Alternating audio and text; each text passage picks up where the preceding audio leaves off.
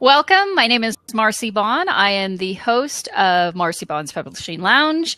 Today with me, I have Nita Wick, who is a Western romance author. Well, you're a romance author too. You primarily historical, right, Nita? And primarily historical. And Larry Payne, who is a Western historical writer. And I am the founder and CEO of Wild Child Publishing and Freya's Bower. And so welcome. We finally got this working. It took us a little bit of time. We had some issues, but it's great to see everybody's faces. So Nita, would you like to introduce yourself? Sure. I am Nita Wick. I am an author of romance, primarily historical. Like you said, I do a little bit of the Western stuff because I really like the cowboys. And I do a little bit of other historical as well. I have a Georgian era historical, and then I have some fantasy that is written as historical. So a little bit of everything. Some of the things that I'm working on are not historical, but I like to dabble in a little bit of everything. So. Well, you also have the short story, The Christmas Assignment. Yes, and that's a contemporary as well. Kind of another fantasy, has angels in it. So, like I said, I like to dabble in a little bit of everything. Is whatever comes to mind and whatever feels good when I'm writing it. I feel like if it feels good while I'm writing, then the reader's going to enjoy it as well. I would agree. And Larry? I'm Larry Payne. I'm a traditional Western writer. I live in Mesa, Arizona, and originally from the Midwest, from East Chicago, Indiana, the harbor side for all my friends that are watching. And I got started in this. It was sort of, well, I won't say by accident, but it was sort of took me by surprise a little bit. Wrote a few things, and it's just, the Westerns is just what I love. Well, you were saying earlier that your dad used to take you to see Westerns when you were a child. So was that weekly or? Oh, that was sometimes daily. Whenever a new one would come out, Dad grabbed me by the hand. Come on, we're going to the show. It's like, so we'd go, and he was a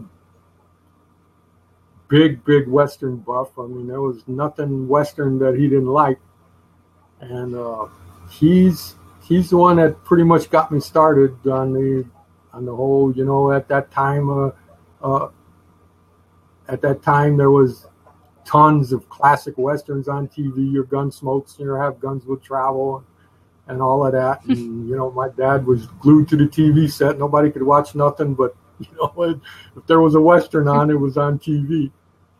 And then when I decided to do the whole writing thing, I started out as a hobby, really, and started writing stuff that I would like to read or I would like to watch. And it's sort of, I sent one to my brother one time, and he read it, and he called me back and he said, "Hey, you need to get this thing published." It's like, yeah, right. I rolled my eyes, yeah, right.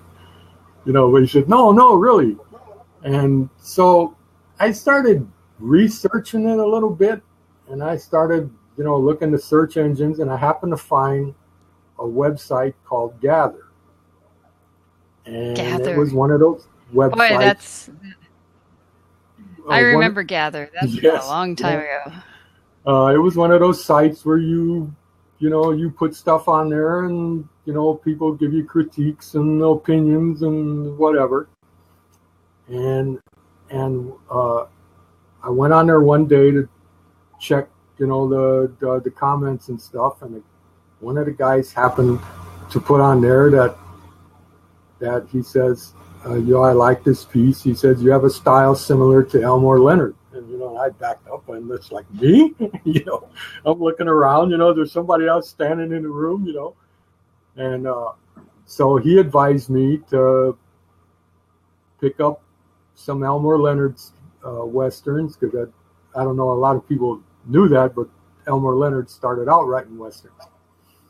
And I read them and rewrote my piece, and everything. And then somebody suggested to me Nano. Nano is like crazy. It's been a few years. Actually, I did Nano. I did Nano this year, but my goal was to finish a 15,000 word novella. It's not 50,000. And I did Nano last year, and I finished a book that I haven't published yet, but I plan on publishing that in March.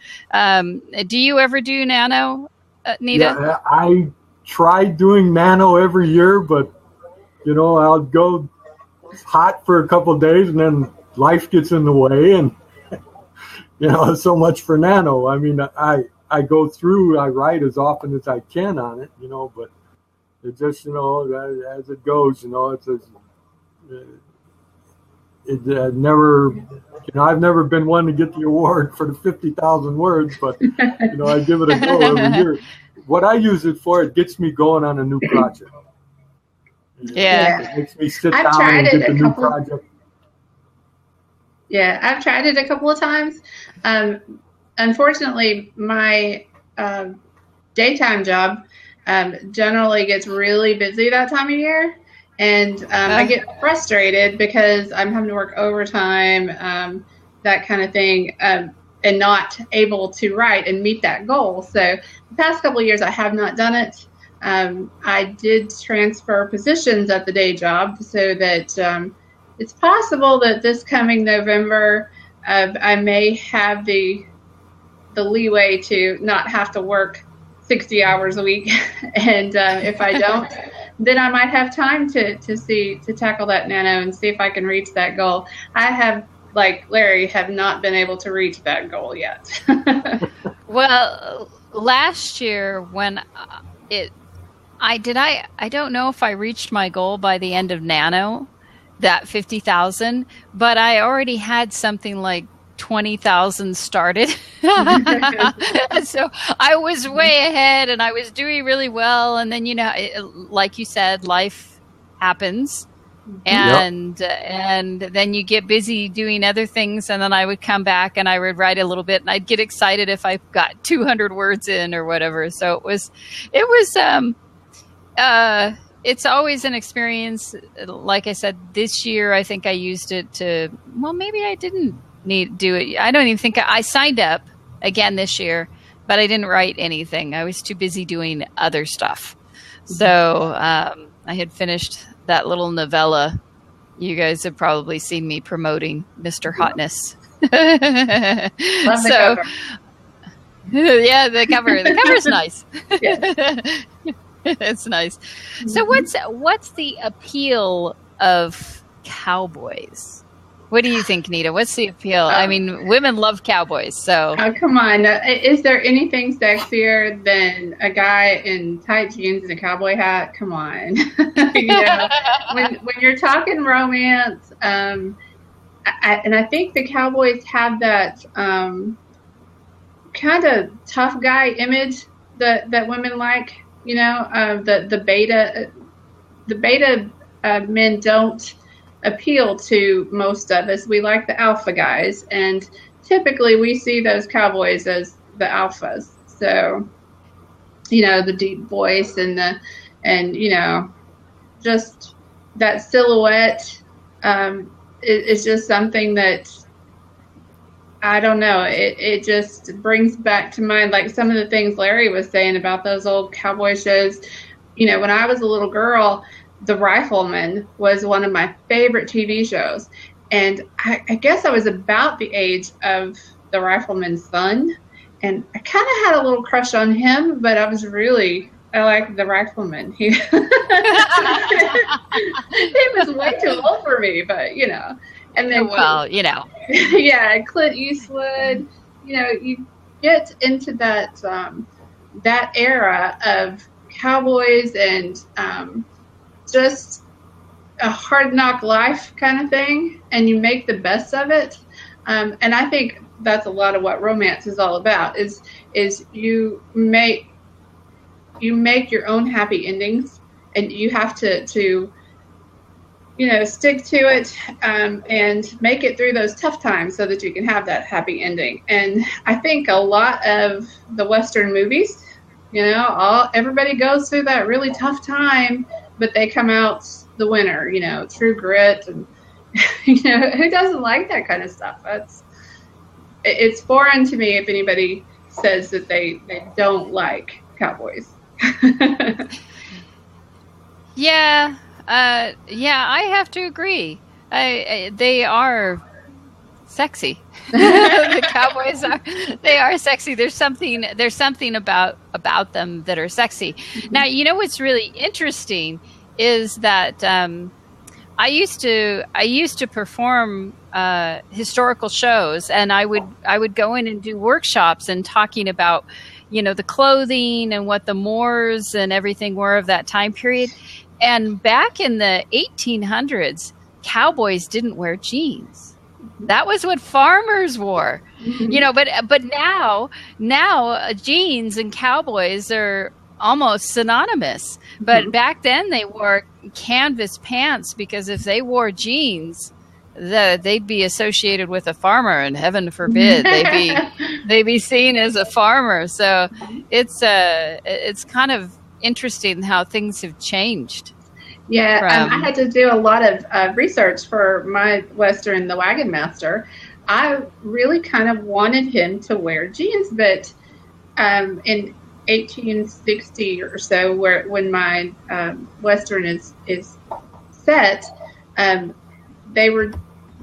Levi Strauss had just invented them out of the denim that they wore from France. And I made it so that my hero could go to San Francisco, where Levi Strauss was selling those. He didn't actually do that in the book, but I made sure that all the timeline was right, that he could have those denim pants, that they did not call them jeans as yet.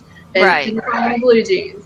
But he did have denim pants because they were very durable in the saddle, that kind of thing. So, I actually learned a lot about Levi Strauss, and I think that's one of the reasons, again, that I like writing the historicals, is all the research. You learn stuff like that,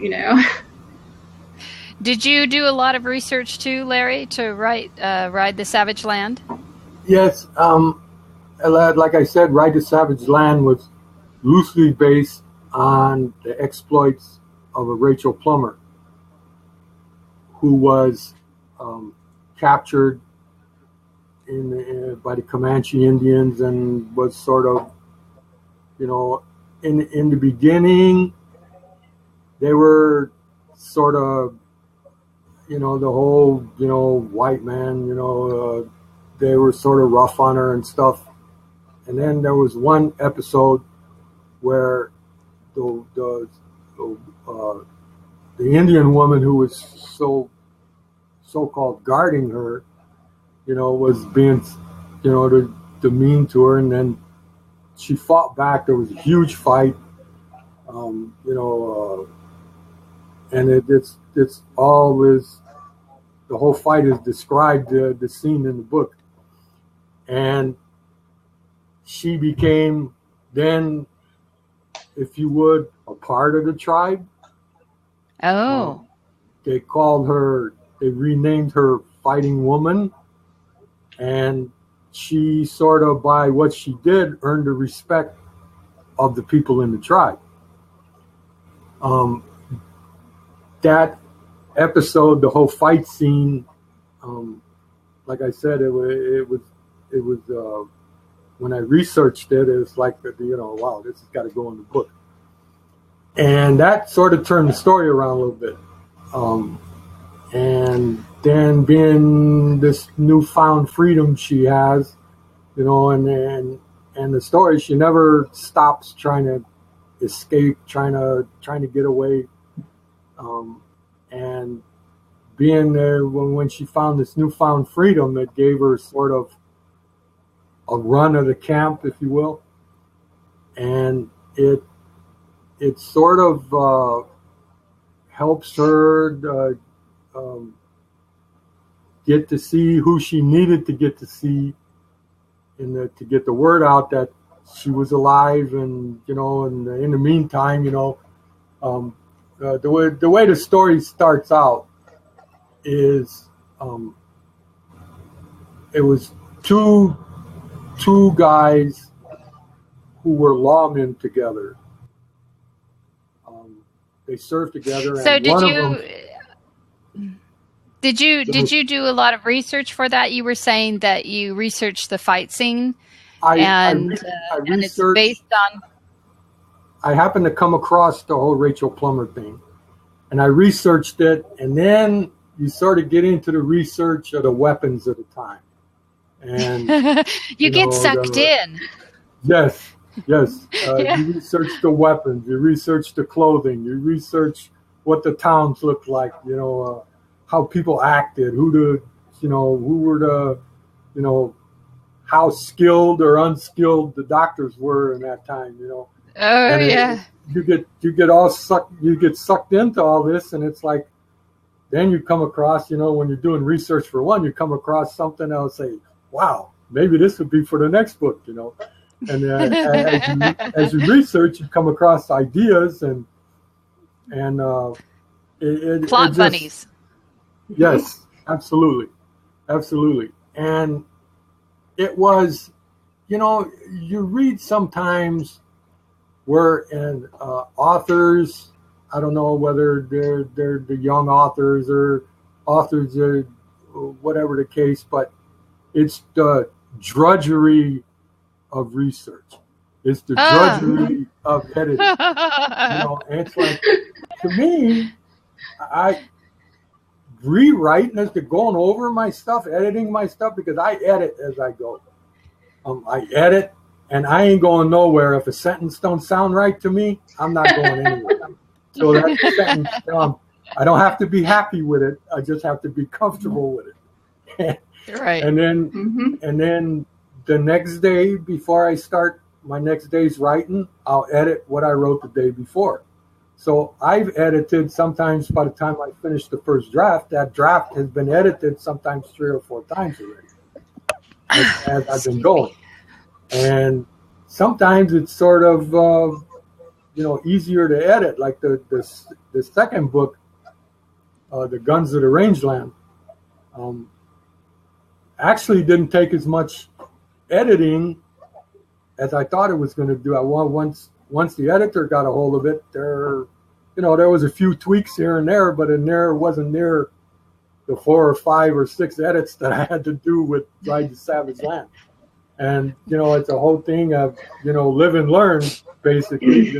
Right. What they say, the more you pick up,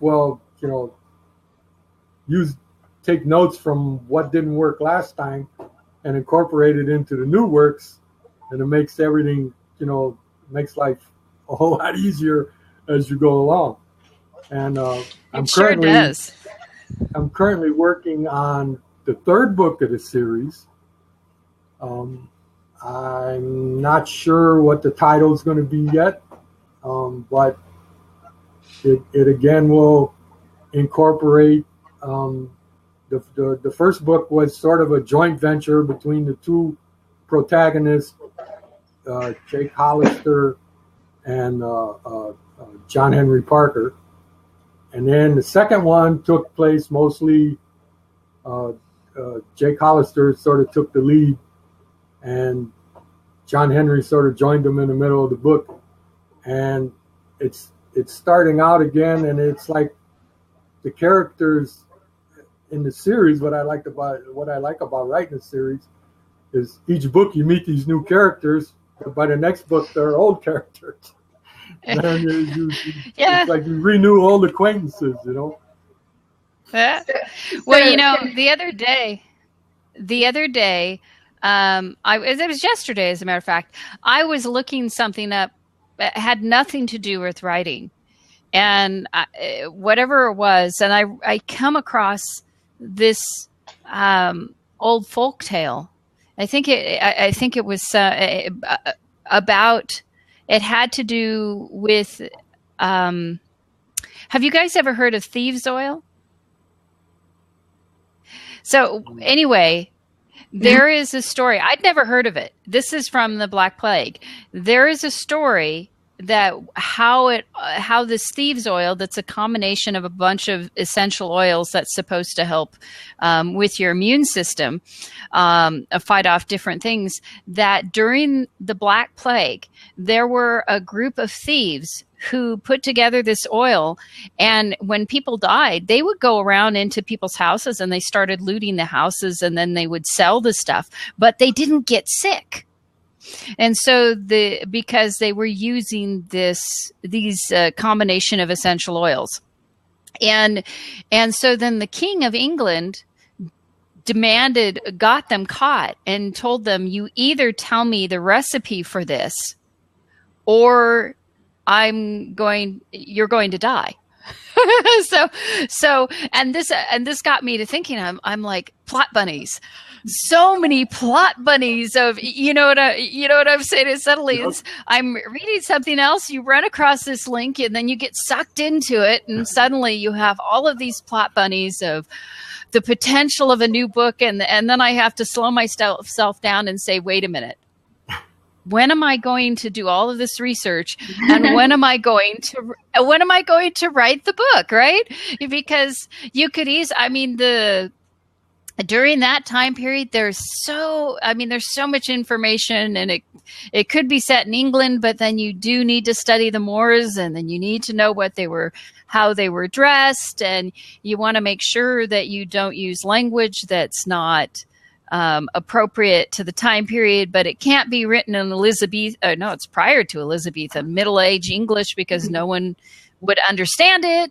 And, so you have to, but you want to make sure that it's accurate enough that the people who read historicals because they love history aren't going to pillory you. So, there's just so many things about historicals, and that includes Westerns or whatever historical you're working on and doing the research for. It actually goes for almost any genre. If whatever you're writing, except for maybe contemporary. So actually, I found it true with contemporary as well. I guess because for me, those plot bunnies that you talk about, most of the time those plot bunnies are actual people. They're not, like thieves' oil. What happens to me is a character, pops into my head while I'm reading something, and all of my stories revolve around the characters. So when I get into additional research and stuff, I'll find something like with the Wagon Master. I was researching medical stuff back in 1860, 1865, where everything stood, because the heroine in the Wagon Master is a female doctor. She had gone to school to try and learn she wanted to cure tuberculosis because her dad was sick with it. So, or consumption is what it was called at the time. So, I was in there digging around looking for how things were treated and stuff like that. And, I would run across stuff. Oh, I can use that. She can cure that one. So, I had to research cholera, because this is the Oregon Trail, and I had to make sure that their journey on the Oregon Trail consisted of the trials that were commonly encountered, while on the trail back in those days. So, those little plot bunnies, though, to me, every time I would read something, it wasn't, like, oh, I need to create a story around, something like thieves' oil. It's more like, oh, this picture pops into my head.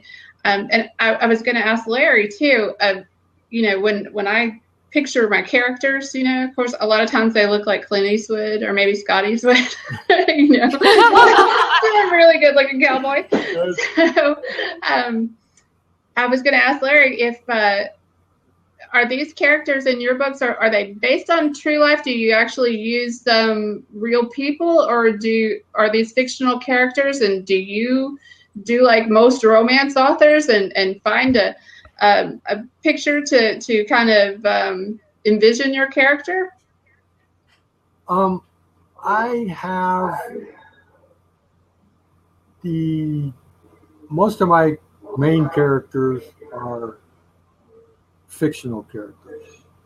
Like I said, they're occasionally with the main plot of Ride to Savage Land, I'll base it loosely on a character maybe, but like I told somebody I try to make my characters be sort of a composite of John Wayne, Clint Eastwood, Jimmy Stewart, this.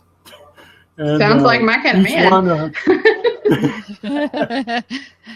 and it's a lot of the stuff that I do, the ideas come out of the research.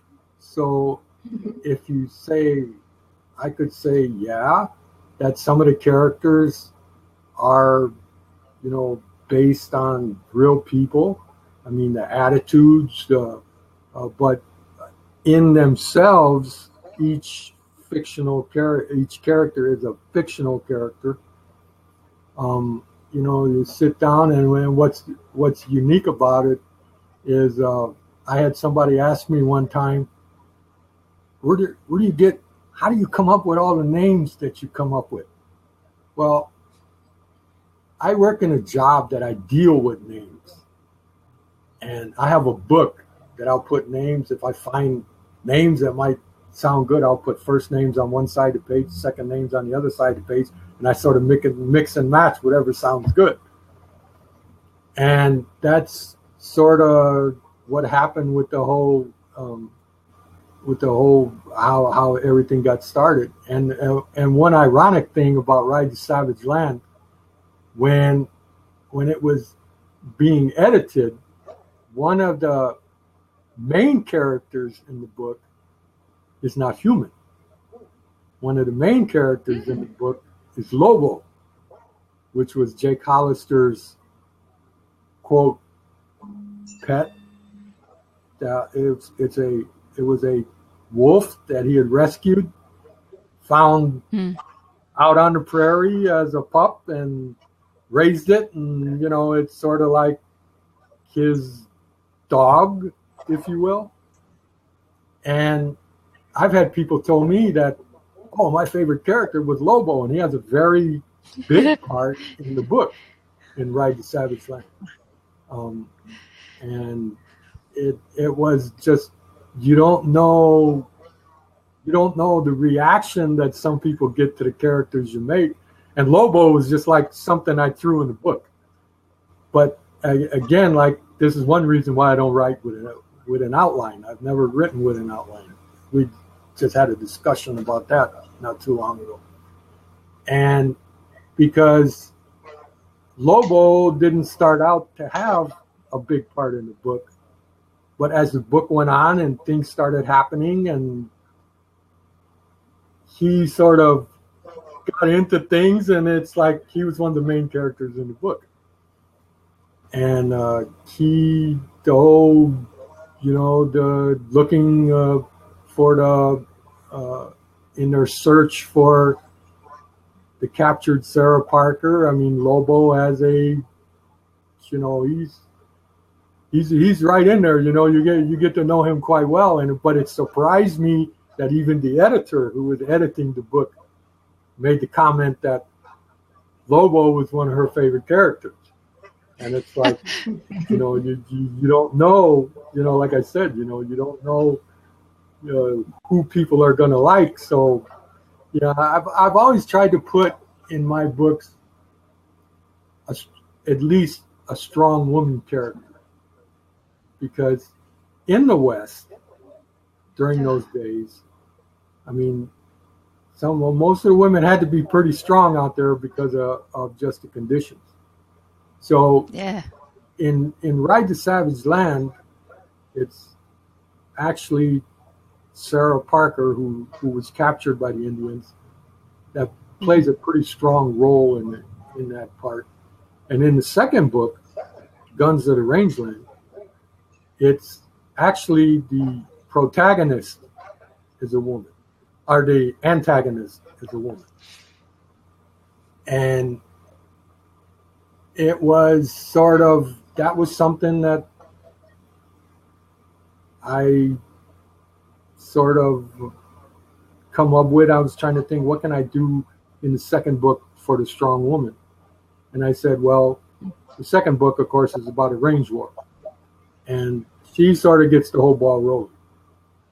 And it's, I thought maybe when I was getting all this started, that when a strong woman character would attract the women readers, if there was a strong female presence in there. And I have had, some good feedback from women on the book. In fact, I had somebody comment to me, and we both know her, Marcy Jen Nixon, told me, she said she she read Ride to Savage Land, and she said, "You're the only one who could make me read Westerns." I sort of felt pretty good about that. And I have to agree about a strong woman, though, because my character in The Wagon Master, she is, she went to Harvard Medical School, and, she's up from around the Boston area, and she doesn't fit in there at all because she is such a strong woman. The high society there, she's supposed to be the wilting flower and let the men do everything for her, and she's not supposed to speak up and speak her mind. So when she goes out west to try to reunite with her father and try to help him with his consumption, she feels homely and that, no man wants her. She's a little older, 23 back then was she was on the shelf. So, she was destined to be a spinster. So, at that point, all the men had, pretty much, denounced her in Boston because she was just too outspoken and too strong. But my hero, that's one of the things in the book about how he talks about how it's different out in the West. They need a strong woman. So, yeah, go ahead. I was just going to say, if you look at pioneering and you look at the history, in colonial times, women had a lot more equality with men, because in order to survive, you had to rely on each other. And it wasn't until it started to get more settled that the laws really started to become more constricting on women. And then when they went out west, once again, it became a matter of needing each other to survive. And it was very common for the man to go out for weeks at a time to go hunting, and for the woman to take care of the homestead and the children and be completely on her own. And so in order to do that, you have to, I don't know how many women, at least in the States, who would be able to take care of themselves. We haven't needed to, but you know what I'm saying? It would be the strength that these women needed to have, even to cross the plains. It was very common for women to end up having their children while they're crossing the plains, and then they couldn't stop and wait for her to recover. They had to keep going. We have some of my ancestors actually went across on the Oregon Trail, and one of them, there's a marker out there because he was a young boy who died of cholera. So it was very interesting when you mentioned that, because I thought that was really what happened out there. And from some of the reading I've done about it, a lot of the women really didn't want to come west because they didn't want to leave their families and their homes and everything that they knew. But the husband made the decision. And so, and he sold everything because the women had no say in it really. And out they came. But gosh, I have nothing but admiration for those pioneers. I mean, talk about crazy. I mean, one of the strongest women characters I always liked to watch was the one that Angelica Houston played, Clara in Lonesome Dove. That was a very strong female character, and with the sick husband she had, raising the kids by herself, running the ranch, doing all that, and it was like, that was like the times, that she just grabbed the reins when she had to, and went on about her business. Yeah. There are stories of women like being alone in the cabin and the nearest neighbor being 5, 10, 20 miles away, and their husband's off somewhere and they're giving birth and they're alone, not even with children. It's like their first childbirth.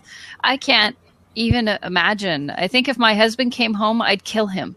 If I survived the childbirth and he came home, you're done.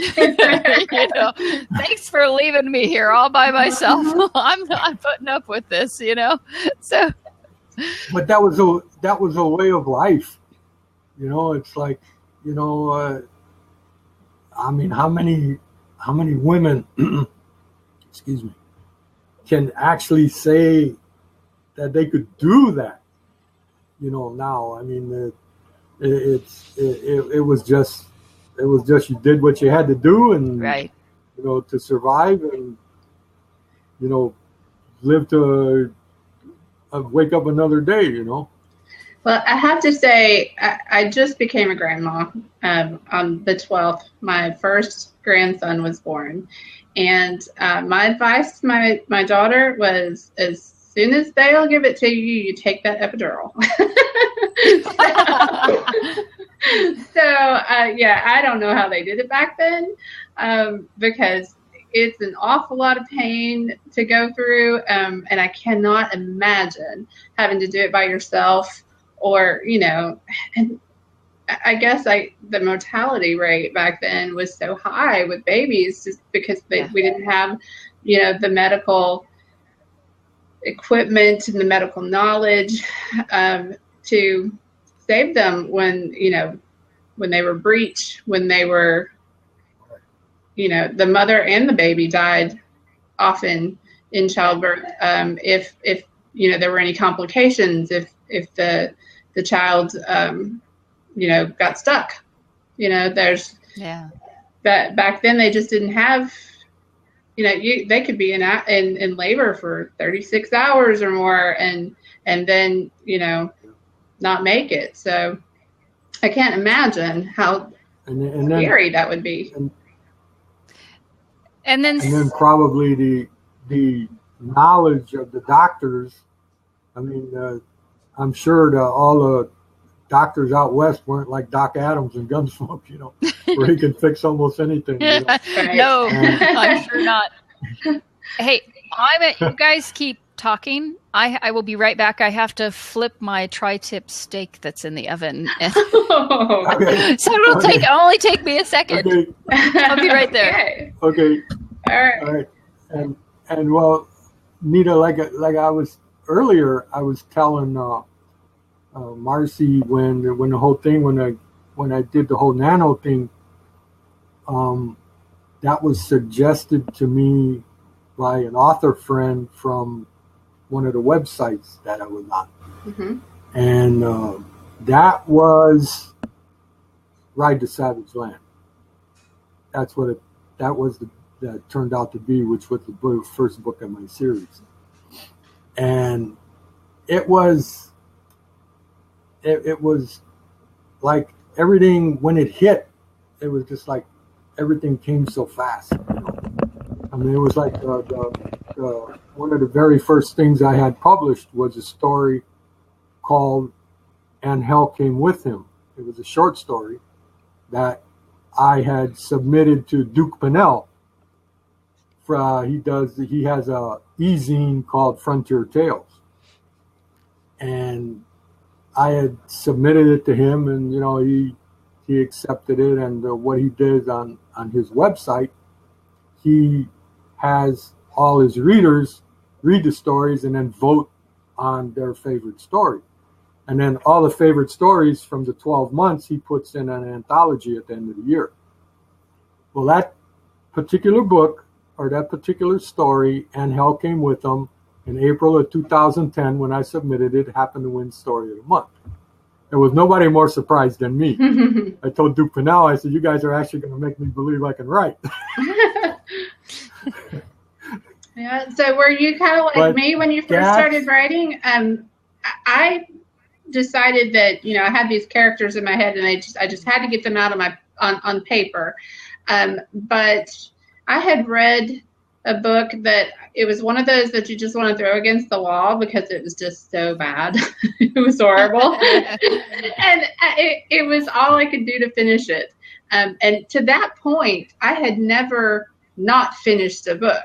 When I was just a reader and not a writer, I read a book from beginning to end, no matter what, even if I didn't really like it, because I had to know how it ended. And I wouldn't skip, to the end. I had to read the whole thing, even if I didn't really like it. I think it took me like 2 months. Oh, yes. Just a little. But I mean, seriously, when you're reading a book and you think, oh, I need to go clean the toilet, and you put it down, that's pretty bad. So you'd rather clean the toilet than read the book. That's a so really bad sign. So I was like, how did she get this published? I could do better than that. So, I started writing, and I actually started on notebook paper with an ink pen when I started writing. And, I wrote, I don't know, probably 3/4 of the book or so. And once it was finished and I started trying to edit it and everything, that's when I had gained a whole newfound respect for every writer out there, even that horrible book. Even that book that I would rather clean the toilet. I was like, she put a lot of time, effort, and work into this. And although I can say that was not her best book in any way, shape, or form, she put a lot of work into it, and I have to respect that. Writing is a lot harder than I thought it would be, but it's one of those passions that you do because you love it, and you have to get those words on the paper. Yes. Or you're tormented. Yes, I agree. Yes, exactly. Yes. It was like when I wrote Ride to Savage Land, that was all pen and paper. Wow. Mm-hmm. The whole book, scribbles, didn't like a sentence, you just scribbled it out, and initially when I started writing, I would write it, and being I held a full-time job, and the days I was at work, and my wife would put everything in the computer. Huh. And I was writing a story one time, and I came home from work, and she goes, I have a question. I go, okay. She goes, you have this character that wears an eye patch. I go, yeah. She goes, oh, in chapter 1, it's over his left eye, and in chapter 2, it's over his right eye. Where does it go? So it was like she would sort of pick up on stuff like that. She would circle something, and goes, I don't understand this. Is this what you meant? So she had as much to do with Ride to Savage Land as I did, because she was, I'll say, my editor, because as she was putting it in the computer, she wouldn't, if she come on something that she wasn't sure about, she'd stop and say, is this right? Is this what you meant to say? And then what started me putting it in is shortly after Ride to Savage Land, she had back surgery and she couldn't sit at the computer anymore. So I had to put my own stuff in the computer. And that sort of, she still does read it. But that's how, and then I quit writing pen to paper. Yeah. It was everything's being put in the computer. Well, there's a lot of times when I go back and I read it and I say, I wish I had the paper to see. I wish I could put back what I just took out, but that I enjoyed the pen to paper. I could take it anywhere. I could take it to work with me. Mm-hmm. I could take it, on a trip, go on a plane, and it was something I could work on anywhere. Whereas the computer is a little quicker, but it's not as portable. And sometimes, you get this thought, it's like you keep thinking about it, you keep repeating it till you get home, so you can put it down on paper. And it's crazy the places where you think of this stuff. It's like some of the best stuff that especially if I'm I know some people poo-poo the whole idea of writer's block, but when you're stuck in a spot, when I take a shower, the shower has pulled me out of a lot of tough spots. Yeah, I tell you. Well, it seems like whenever you're stuck somewhere and you have no access to anything, that's when all the ideas come. So you're in the shower, you're sitting in the bathroom, and you have nothing to do or whatever, or you're in the car and the traffic is horrible, and suddenly all of these ideas come to you and there's nothing you can do about it. You can't be writing in the car. You shouldn't be texting in the car, Yeah. So, and that seems like when it always comes. You're I don't know how many times I've been standing in the shower or right before you're going to go to sleep. Mm-hmm. You figure out what you needed to do for that scene, but you're so tired, you just can't bring yourself to climb out of bed and write it down. And then you wake up in the morning, it's like, oh, what did I do? Why didn't I write it down? I should have gotten up, but I just couldn't bring myself to. Your eyes are crossing or whatever. And, I don't know about you, but sometimes for me, when I have writer's block on something and I'm trying to figure something out in my mind, I will instead, I'll just let it sit. Hey, welcome, Guy in Virginia. I will let it sit for a few days and then and then I'll come back and suddenly I have like all of the answers, or I think I have all of the answers until the characters tell me I have no idea what I'm doing. And they want to go in a different direction, even though this scene, you know what I mean? The scene sounded really good in my head, and I start writing it out. And then suddenly the characters, no, we're not doing that now. You're going to have to wait for that to happen. Do you find that happens with you too, Nita? I think when the stories come to me, I always have like the opening scene.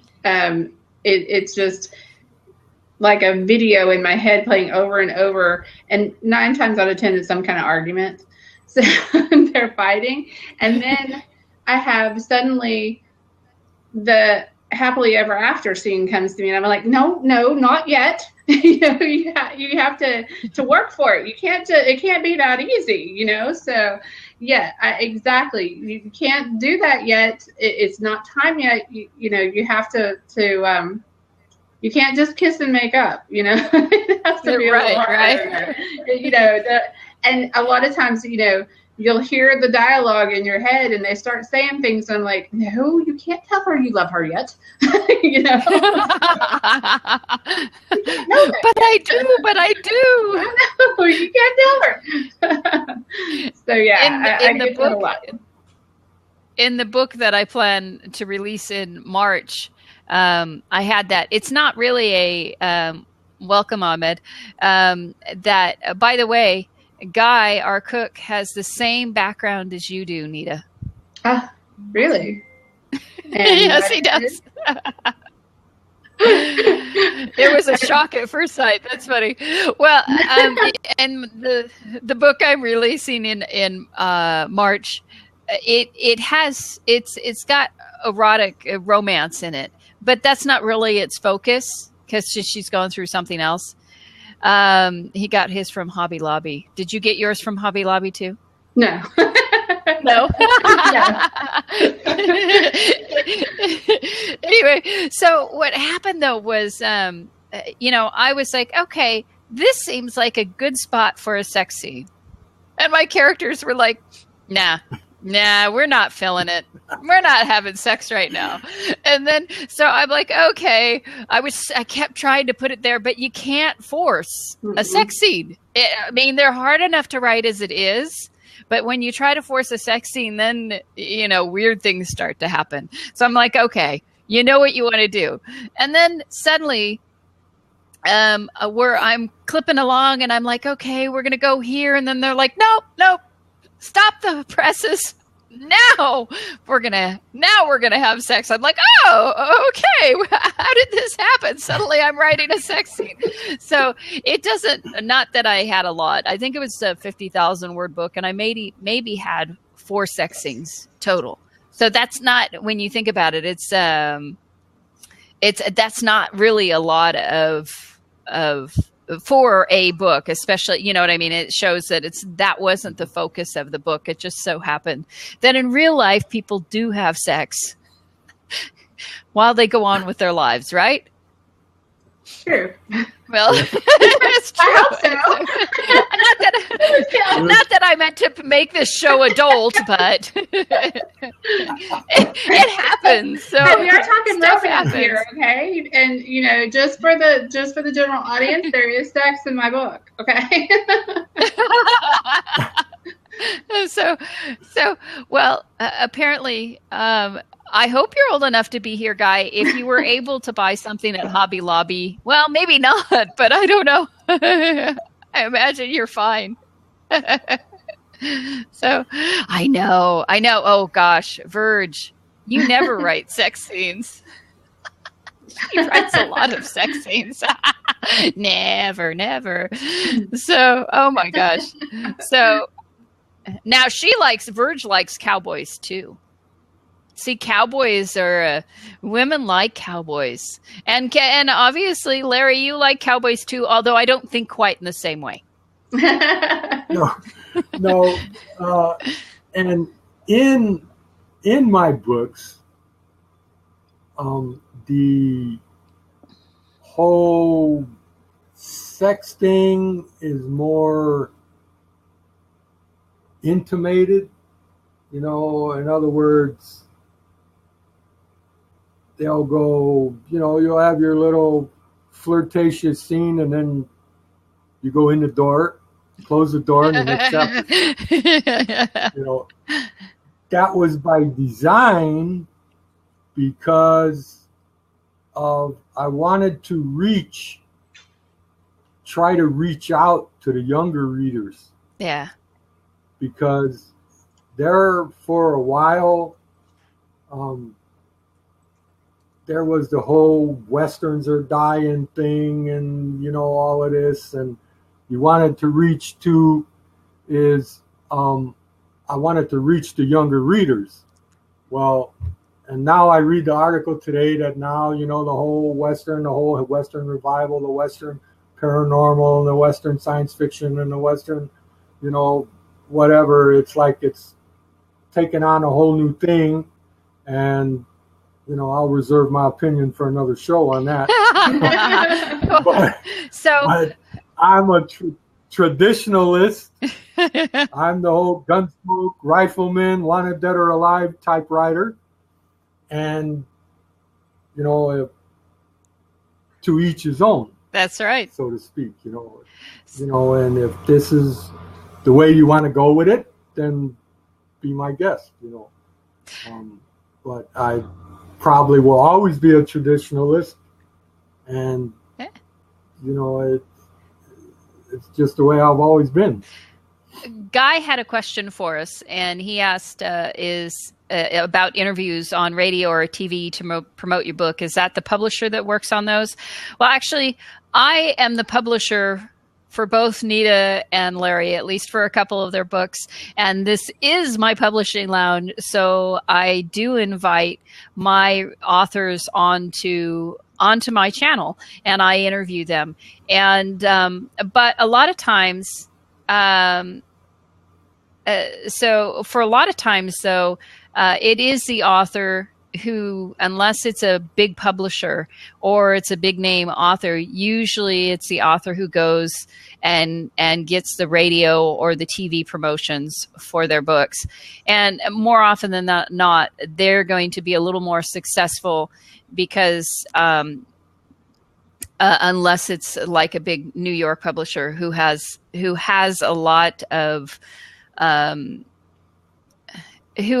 people working for them, basically, and who have the time to go and get those. And then Verge also had a question. So Verge had a question about what is the work that you're most proud of all that you've written, and secondarily, why are you proud of them? So let's start with Nita, and then we can move on to Larry. Well, I'd have to say, I think that The Wagon Master is, my favorite, and I'm very proud of that one. I sold it before it was even finished to Marcy, and it won first place over some very big name authors in the 2009 Laurel Wreath Awards. I was very proud of that. But I guess mostly the research that went into it, and I think it's a pretty good book, and I'm proud to have my name on that one. So I guess I'd have to say The Wagon Master. Not that I'm not proud to have my name on the others, but that one, and I guess too, I fell in love with my hero from the moment he popped into my head. And you just have some books where your characters just, they become part of you.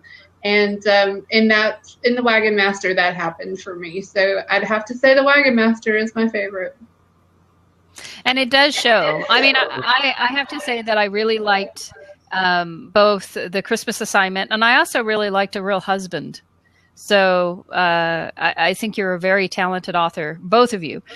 Thank you. But I think you're a very talented author.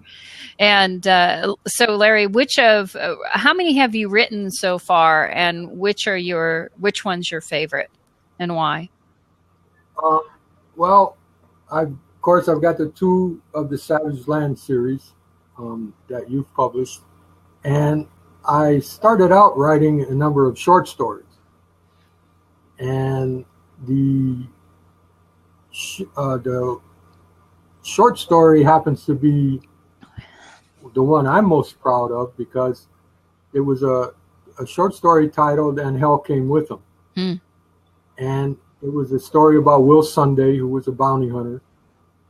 And I'm most proud of that because it was one of the first things I'd written, and I sent it in to a Western story webzine called Frontier Tales. And that story was voted in April of 2010.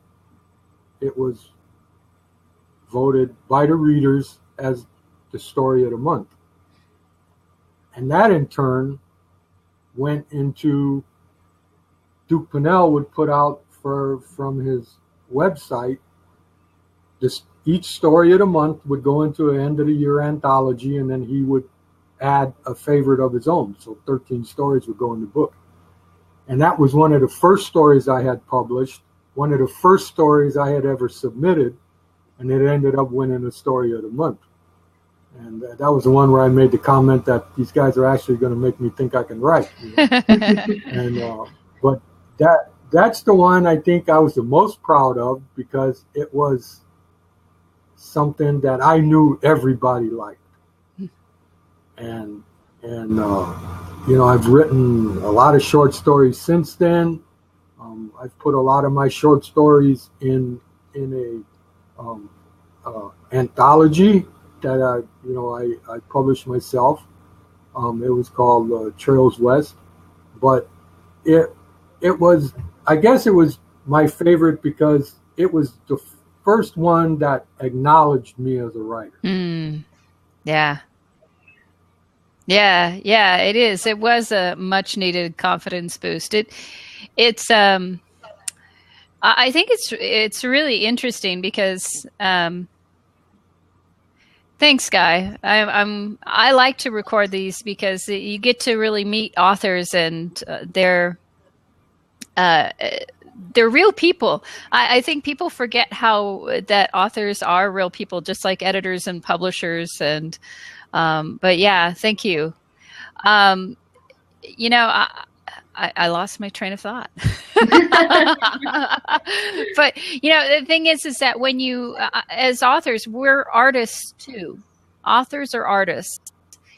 And so everything we create, we really want that approval, but we're also frequently unsure of our abilities, or most of them are. I mean, there's certain artists or authors who get to a certain point that are really confident in their abilities. But I think for the most part, when you put something out there, it's like putting your baby out there, and you just hope that people are going to enjoy it and like it as much as you do. I mean, one of the reasons I haven't released that book that I was talking about releasing in March, it's called The Whispering House, and it's because there's a lot in there.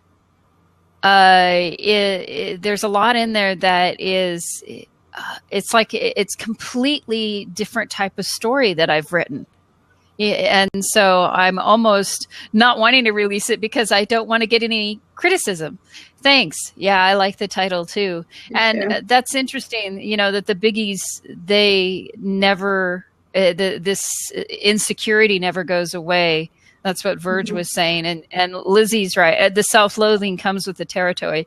I'm trying to get over the self-loathing, but some days it's easier than others. And I do think that the questioning, that's part of what is part of makes us artists, is the questioning of whether we're good or not. You know, are we good enough? Is what we create good enough? And so we're always striving to write something or make something better. I noticed a lot too. I noticed a lot too when there's times, you know, when, you know, you're not sure about what you're doing, and you get to a point where, you know, wow, is it still worth it?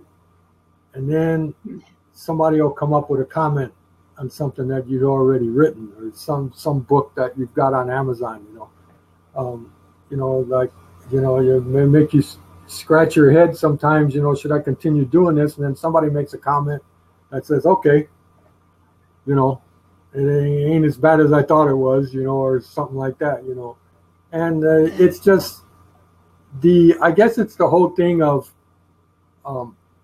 that's why every once in a while, on my Facebook page, I'll put on, you know, about leaving authors' reviews, because they do look at them. I mean, I check Amazon every day, you know, not for the pat on the back, but I want to know, are people enjoying what I'm putting out there? You know, is it, you know, it's just, you know, you want to know you're doing a good job. You know? Yeah. I agree. I feel like, you know, I see a lot of people self-publishing these days. and I don't want to knock self-publishing. That's fine if that's the way you want to go. But even with self-publishing, if I were to do that, I would have to have an editor. I feel like I need a second set of eyes on everything, for one thing. And then I don't think I could ever get confident enough to say that, yeah, it's good enough without having somebody else take a look, somebody, an experienced editor take a look at it. I know that, some of our big authors, I used to be a huge fan of Bertree Small. And the last couple books I read of hers, I just wanted to call the editor and tell her she was fired. Because there was one where she made a huge deal about having the twin ladies' maids. She had she was a lady, and she had twin maids that were ladies' maids to her, and they were elderly, and they made a huge deal about leaving them in the country because they couldn't make the trip to England. And then once they got to England, the lady had her granddaughters were going to a ball, and she called the twins in to fix the dress for her. And I was like, okay, I don't know, your editor is fired. And then there was, seriously, there was another book that she wrote where it was like the fourth in the series, and she, they were all related, and, the main character of the first one popped up several times in the second, third, and fourth. And I was reading the fourth one, and she called the main character of the fourth book by the name twice, not once, but twice. She called the heroine of the fourth book by the name of the heroine in the first book. Just totally called her the wrong name. I was like, even a good proofreader could catch that. Come on, I really blame the publishing house for that, not the author, because the author, we're not perfect. We're just human. And, to self-publish anything, I still think you need a good editor. And that's one thing I would have to say about Marcy. She has some great editors on her staff. She's a great editor herself. And I feel great about working with them, and I've learned a lot working with Marcy. Well, thank you. Thank you very much. I think I have some great editors on my staff too. And you know what? Interestingly enough, even editors are insecure. We aren't, sometimes we're like, are we really doing the right thing? So it's, all of this is, I think it's all part and parcel to this process. I would agree. I had someone call me about a submission the other day. And so when I talked to them, I ended up saying, well, first off, we're not open right now to submissions except for authors we've already published. But second, what you're trying to sell is not, it's for the most part, publishers aren't going to find it marketable just because of the length and your audience. And so I suggested, you might want to self-publish just because of that, because it was a young adult novel. She called it a novel, and it was 60 pages long. And and so I was saying it's too short for that genre. These kids, they like to read 70, 80, 90, 100,000 page, not 100,000 pages, but word stories. And a 60-page story is going to be more like maybe a novella, a short story or a novella. And so that's going to be very hard for a publisher to sell. And so I would recommend that you find a good editor and you self-publish it, only for that reason, not to say it isn't a good story. And she said to me, oh, I don't need an editor. Oh my goodness. I'm really good at English. and my response, Lizzie said, oops. Yeah, my response was, I'm a publisher and I do a lot of editing. And when I write, I wouldn't ever put it out there without sending it through a professional editor. Yeah, and Verge was saying even Stephen King needs an editor. Everyone needs an editor, and I completely agree. All of us need editors because we're too close to these stories, and we miss things. And we might see them later, but then later's often too late. You try to put out there as perfect a product as you can.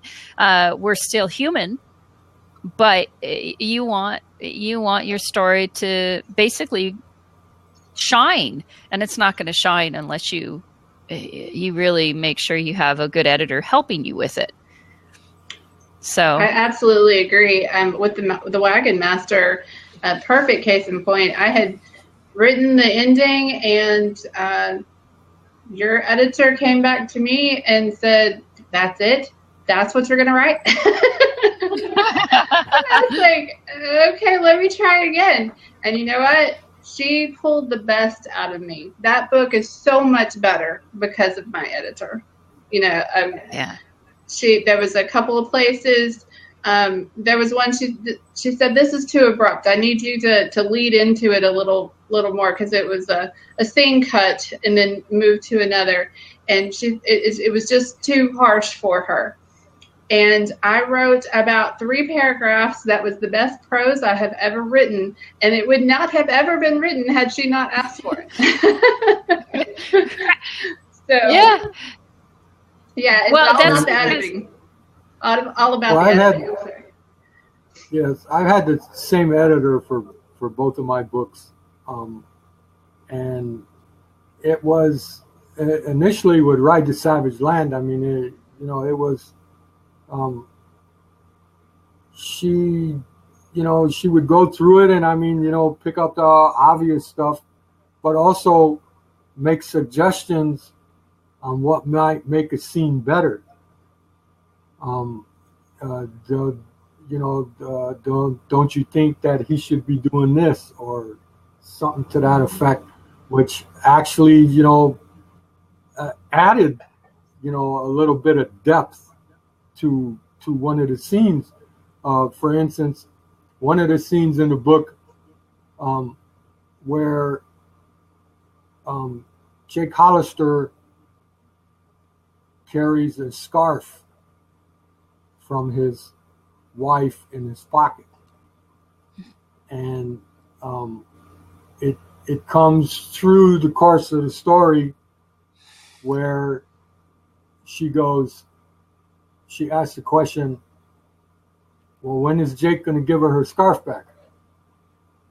And it was like, when she said that, it dawned on me, that here I've been making it a point of, Jake and his scarf through the whole book, and then when the time that comes to give it back, I don't give it back, so, I mean, she picked up on this stuff and added more depth actually to what I was trying to get across.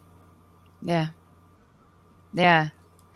Now, Verge wants to know if you could collaborate with any author, living or dead, on a project, who and why?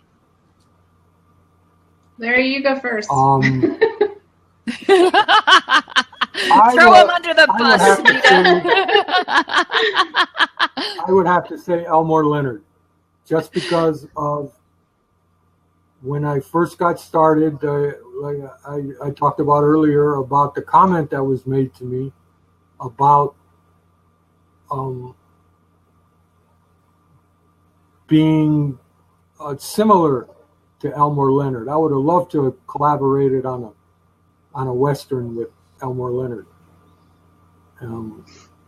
He wrote some great Westerns before he turned to the crime fiction. And I think Elmore Leonard would be the one I would like to collaborate with. How about you, Nita? That one's tough. That's why I had Larry go first, because I was trying to narrow it down. I have a couple of favorite romance authors that I would love to collaborate with, like Teresa Medeiros and Victoria Alexander, simply because I just absolutely love their humor. I love them. but then, okay, now you give me the opportunity to work with the dead authors as well. So I'm thinking, I'm thinking I'd kind of like to work with Shakespeare simply because I would like to find a way to put the poetic element that he had into my work. And I guess I shoot for that anyway. My prose tends to be sometimes lyrical. I use a lot of alliteration and, that kind of thing. So, I wouldn't mind working with Shakespeare as well. So I don't know. It's hard to pick one. And since I'm a publisher, I don't need to answer that question. Oh, come on, Marcy. Well, you're going to say me. You want to work with me, right? I'm a writer too. You have to answer. You're a writer too. Oh, gosh. Who would I like to collaborate with? Honestly, I don't know because I'm rather opinionated and I guess I could be good at collaborating, but I probably could be. I don't know. I guess it could be fun, but I honestly,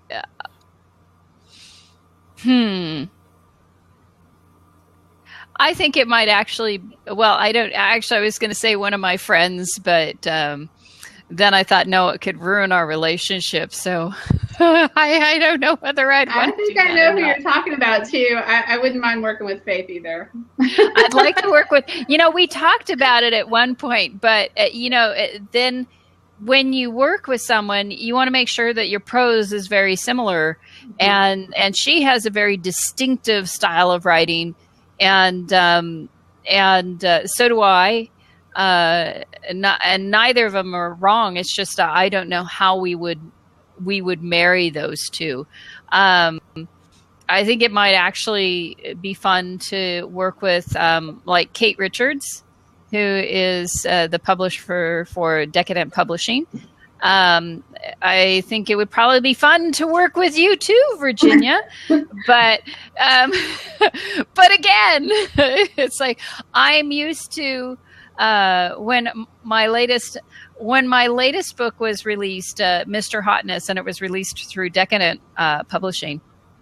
And when I first submitted it to them, that was where all of my butterflies and questions came out. And it's like, we're good friends. And we joked around about me, about us submitting work to each other. And then suddenly I thought, oh, now I've submitted it. What if it's not good enough? So it was like, oh no, what if it's not good enough? So, yeah, I think collaborating with people is really hard. And I've talked to a number of publishers who say that they're leery to sign co-authors anymore, because a lot of times what happens is the co-authors will start a series, and about 3 books in, something happens, they start fighting, and then, you know what I mean? Whereas you can have these series that are, you can have these series where authors will follow a format, or follow certain type of information, not necessarily a format. And so they have the world, but then they can create their own book, and they're not, so you have different people writing in the series, mm-hmm. but they're not necessarily writing the book together. And yes, a multi-author driven series, like Virginia is saying. And so I think that's kind of almost, you're kind of collaborating with other people, but then you don't have to deal with, no, I want the book to go this way. No, the characters are telling me that the book needs to go another way. Right. Yeah, I just think I know what a control freak I am. Okay. So, I think I would have a hard time. I actually, I used to write musicals, and I used to write, I can't say musicals. I've only written a couple. I guess I can. I've written a couple. And one was a 15-minute musical that I collaborated with 2 other people. And so I wrote the music, and one wrote the lyrics, and the other one wrote the book. And it was very challenging. And these weren't necessarily people that I was friends with or anything. It was for a class. And then I met someone whom I really liked in the class. And then we collaborated together on a musical. And I wrote the music and she wrote the book. And that was very challenging for me because I'd already been an editor for a number of years. And when she would show me the book, and I would make suggestions about what to do with the story and maybe why it wasn't quite working or something. She was several years older than me, 20, 30 years older than me. And no, I've been doing this for years, hun. I'm not going to listen to you.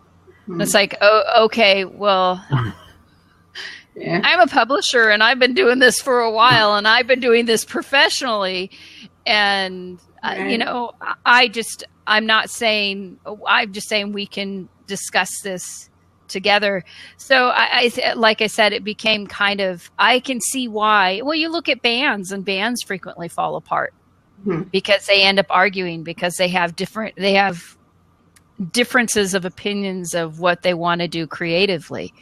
And I think that like I said, I actually collaborated with a critique partner once. We worked together on the plot. She was one of those, she did everything.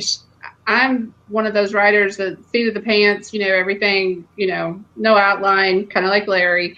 I don't outline anything. It's just write it as it comes. And then, it has to make sense as we go along, and the plot has to flow. And then if I have to, I can go back and edit and fix those little plot holes and things like that. Well, she was one of those, everything, she had to know exactly where everything was going.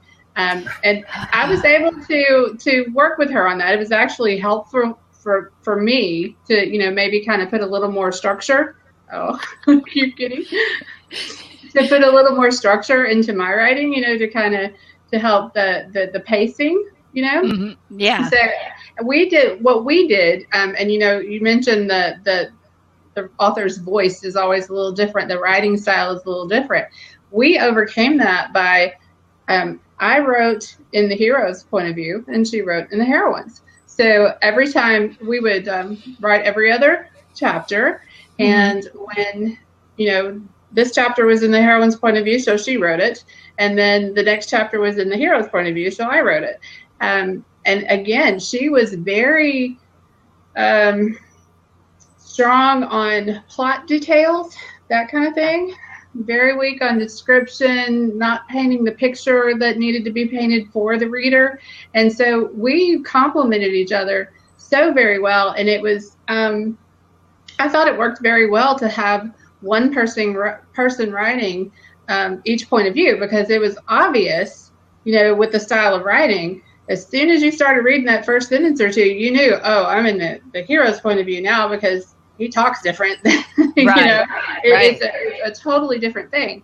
Unfortunately, she went back to school and we never finished that book. So it's hard. And, you think, one of us could finish it, but it wouldn't be the same because the writing style is so different. I can't write the way she wrote the heroine's point of view. So it just can't be finished unless we finish it together. So that it's tough that way. Yeah. Well, that was something that Faith and I had talked about as her writing one POV and me writing the other POV in order to get around the distinct styles of writing. It just comes down to, for both of us, time. I mean, she's crazy busy and I'm crazy. So that's what it just really came down to. It comes down to time and then agreeing on what what you're going to write about. Because there's so many plot bunnies. Like you said, you'll see something, you won't base a whole story around it. It's when I was talking about the thieves' oil, it wasn't, I guess part of the story would be based around it, but it was more like you get into that time period and suddenly it just worked into it. And, but it comes down to research. And which I love, but then I'd be buried in research and I wouldn't come up for air. And I would be grumpy because people would be bothering me because say, what? You want your quarterly report? You want to be paid your royalties? No, I'm researching. Leave me alone. I am amazed by all you get done, Marcy. I mean, homeschooling your daughter, running, publishing house, everything that you do. And then you post about how you went swimming today, and like, where did you find time to do that? Were you writing while you were in the pool? You know what? If I don't swim, my broom comes out and it's powered by nuclear. So it's powered by radiation. So it's best to put me in the pool. It keeps me happy, even though recently I've been a little in the mornings. It's a different crowd. So they're a little more type A, and usually I swim midday at noon because I can, and I like it better than 6 a.m. when it's freezing and there's no sun. But the crowd at noon is a little we're still type A-ish, but we're not as wound tight as the morning, and so stuff happens that just it drives me nuts. So I'm still very much type A. Like I said, I can't control it, and it drives me nuts. I don't know if I want to get into it or if I should or if I'll bore you guys, but it's just, they'll do things like the coach will give us intervals and then they'll make the intervals faster, and then not everybody in the lane can swim the speed of that interval, and that just really irritates me. So, but it's a good lesson for me because I just need to let it go, right? I just need to let it go and swim and enjoy what I'm doing and not worry about what everybody else is doing. So, right? That's what I should do, right? That's it. Yeah. I'm sure Lily has made you listen to that song 1,000 times. Let it go. Let it go. Actually, no, not really. But no, pull out your broom, Lizzie says. I almost did today. What was great today was there were a couple of guys that were leading our lane. I'm being sarcastic when I say great. And with our coach said hundreds on the 205. She said, I want one of those. Yeah.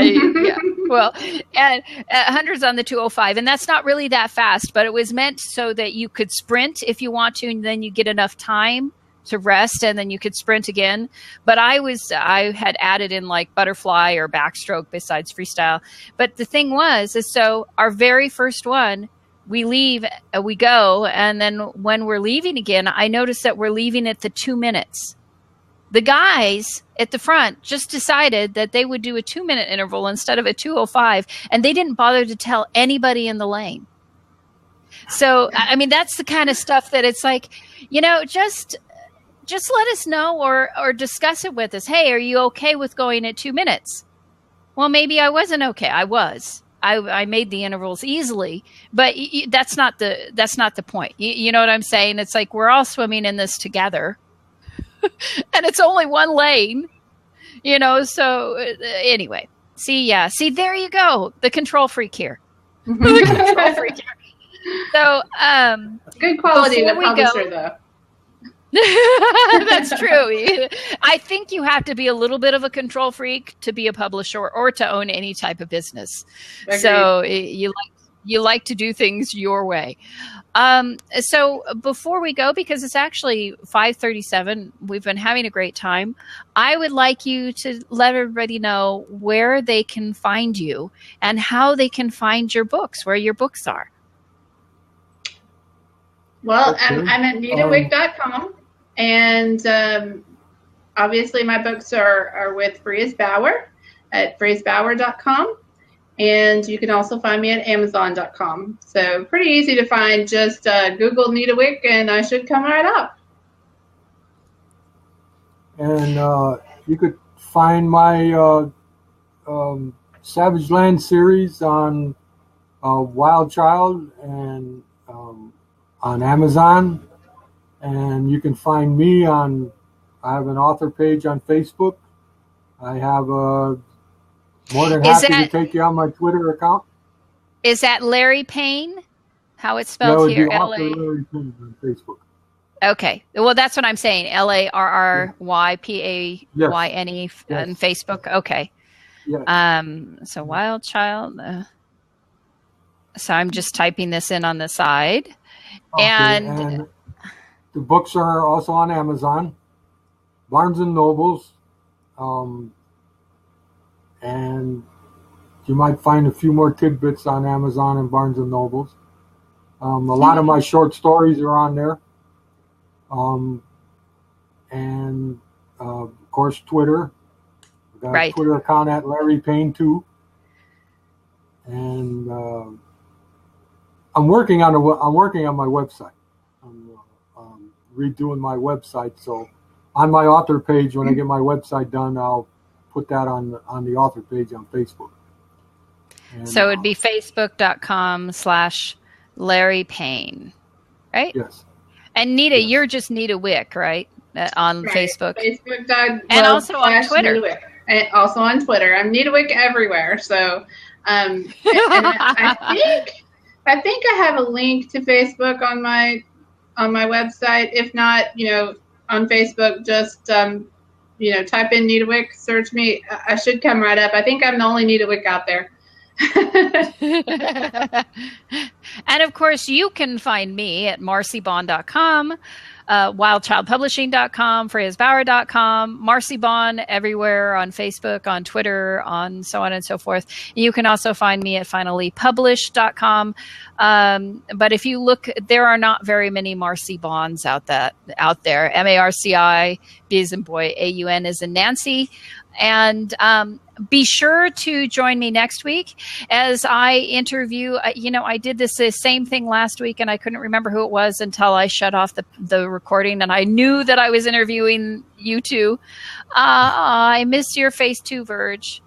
And it's good to hear your voice. I'm not hearing your voice. It's good to read you. I'd love to hear your voice again.